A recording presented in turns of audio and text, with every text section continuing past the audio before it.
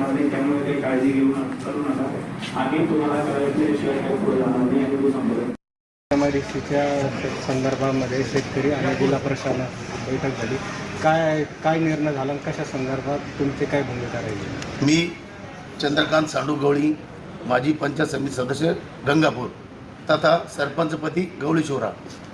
आमची शेतकऱ्याची मागणी आहे का या ठिकाणी आरापूर, सुलतानाबाद, गवळी शिवरा हे MIDC प्रस्तावित MIDCचे रेट ठरवण्यासाठी माननीय जिल्हाधिकारी साहेब यांनी आम्हाला आमच्या शेतकऱ्यात येऊन बसण्याच्या ऐवजी आमचा प्रथम तोच विरोध होता का आमच्या शेतकऱ्यात येण्याच्या ऐवजी कलेक्टर साहेबांनी आम्हाला इथं कलेक्टर ऑफिसला मिटिंगसाठी बोलवलं.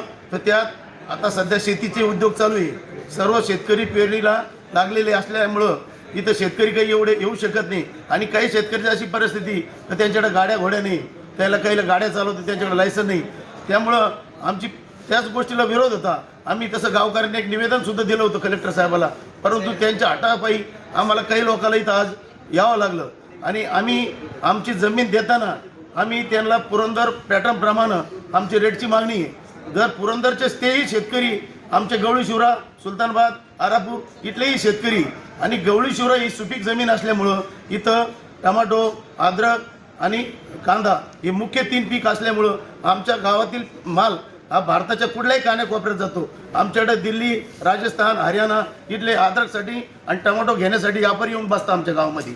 तर एवढं मोठं बाजारपेठ असल्यामुळं आमच्या शेतकऱ्याला सरासरी एक शेतकरी 20 ते 25 लाखाच्या खाली उत्पन्न काढत नाही गवळी शिवराचं हेक्टरी.